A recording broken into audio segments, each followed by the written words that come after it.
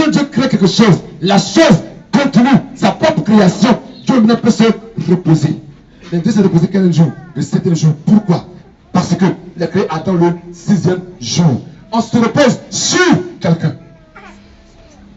Est-ce que tu le comprends? On se repose sur quelqu'un. Donc aussi longtemps que tu n'as pas trouvé une personne, c'est qui te reposait, tu ne peux pas te reposer. Alléluia. Et que ton chef d'entreprise veut prendre une personne dans son entreprise pour gérer l'accueil ou pour gérer la comptabilité, il cherche une personne sur qui il peut se reposer. Or, pour qu'il se repose sur toi, il faut que tu sois compétent et que tu sois intègre. Toi-même, prends une femme, une jeune fille que tu mets chez toi à la maison, qui va s'occuper de tes enfants. Si elle n'est pas intègre, est-ce que tu peux être en paix quand tu es dehors? Donc, pour que tu puisses te reposer sur elle, pour toi certain que tes enfants sont en sécurité. Donc, l'intégrité aussi, c'est également la fidélité. Que tu es intègre, Dieu dit tu es fidèle. Si Joseph a pu monter et gravir les échelons, malgré toutes les actions de la sorcellerie, malgré toutes les actions de ses parents contre sa vie, si Joseph a pu monter, gravir les échelons, c'est à cause de son intégrité. Il aurait pu sortir avec la femme de Potiphar. Mais c'est un test que Dieu lui posait là. Souvent tu es dans des petites choses. Et puis, Dieu te donne un test pour savoir, est-ce que si tu es l'enfant, le chef de chez Pharaon, est-ce que tu ne sortiras pas la femme de Pharaon? Est-ce que tu ne chercheras pas les hommes autour de toi? Dieu te teste d'abord chez Potiphar. Et beaucoup de chrétiens sont morts chez Potiphar parce que le test qu'on leur a présenté, ils sont tombés et leur ministère, leur destinée est mort. Quelqu'un te dit, tu es vendeur de voitures, ou bien je suis aux États-Unis, mon petit, voici l'argent, va construire une maison, dans 12 millions, 15 millions, et 12 millions, 15 millions, tu déposes. C'est chez Potiphar. Ça là, c'est pas grande bénédiction, c'est bénédiction d'esclave chez Potiphar. Tu peux être esclave chez Potiphar, puis tu es à l'aise, tu es heureux, tu penses que ça va chez toi, mais dans la destinée que Dieu te donne, tu es encore esclave. Ça quoi rien? Si j'ai une entreprise, des gens, tu touches les 10 millions, 15 millions, tu as une bonne voiture, mais dans ta destinée, tu es chez Potiphar. Et tu prends l'interdit, ce qui n'est pas à toi, ce qui est à ton patron, tu dépenses. Tu vas mourir là, c'est fini. Ce n'est pas une question de sorcellerie, c'est une question d'intégrité. Dieu doit être certain qu'il peut te faire confiance. Frère, Dieu cherche des personnes en qui il peut se fier, sur qui il peut compter, des personnes en qui il peut avoir la foi. Quand Dieu dit à Satan, voici Job, mon serviteur, il n'y a personne d'intègre sur la terre comme lui. Va faire ce que tu veux, mais il ne tombera jamais. Dieu fera confiance en toi aussi, comme il confesse en Job. Mais pour que Dieu arrive à ce niveau de confiance en Job, il fallait que Dieu le prouve et Dieu le teste. Alléluia. Dieu élève des gens intègres. Dieu choisit des personnes intègres. Toi-même. Si tu es une femme, tu entends, on dit la jeune fille que tu vois là-bas, elle fait le travail de servante. Ça fait au moins 4 maisons qu'elle a traversées. On dit, ah bon, oui. En tout cas, elle ne peut pas très bien. Vraiment, elle prend bien les enfants. Mais elle était chez le monsieur que tu vois là-bas, la femme là.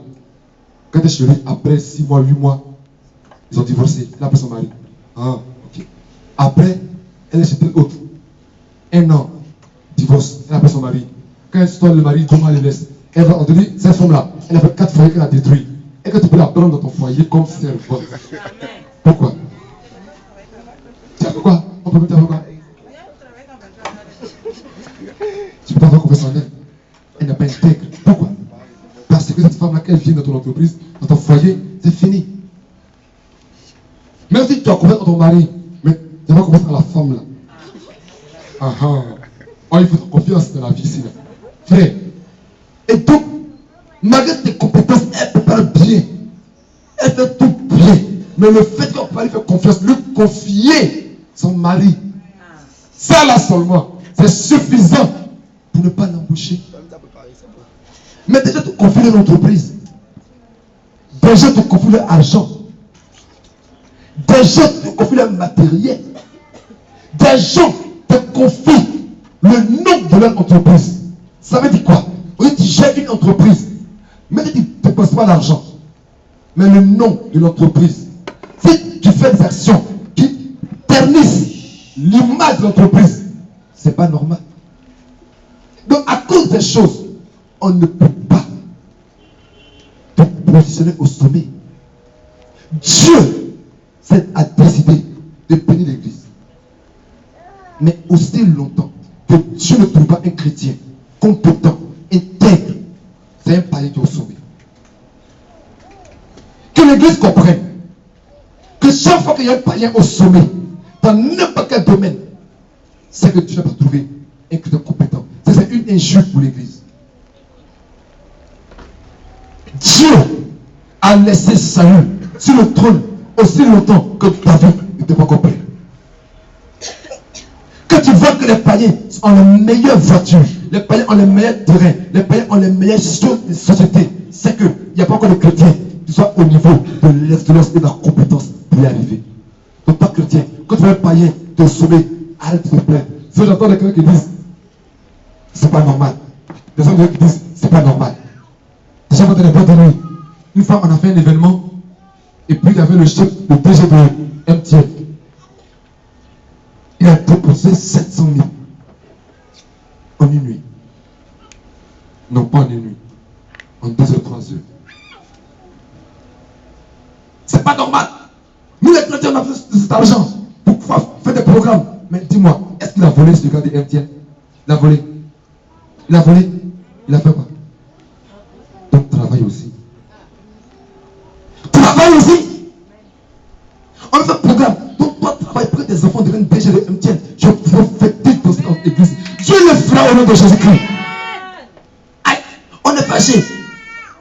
Mais on a laissé les païens dominer. On a laissé le monde régner. Et puis on est fâché. Non. Ce sont les violents qui réussissent. Amen. Ma prière, c'est de te révolter. Tu dois être révolté de ta position.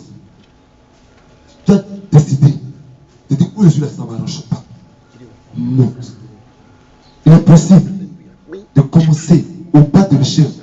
Ce n'est pas un péché de commencer en bas. C'est un péché d'y rester.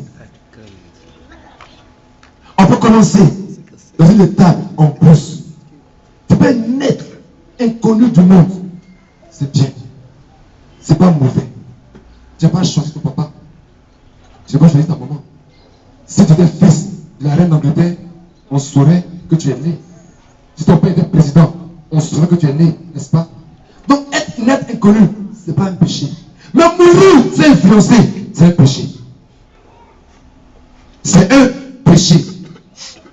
En tout cas, si tu viens à la sentence royale, comprends que ne pas influencer, c'est un péché. J'étais aujourd'hui et j'en parlais avec Toussaint. Dieu m'a ouvert mon esprit sur quelque chose. Frère, si en toi il y a un talent extraordinaire et que tu ne le manifestes pas, c'est méchant. C'est un péché. Ce que Jésus a dit, serviteur méchant et paresseux. Peut-être que tu es chanteur. Et en chantant, ta voix est liée à un ministère de guérison.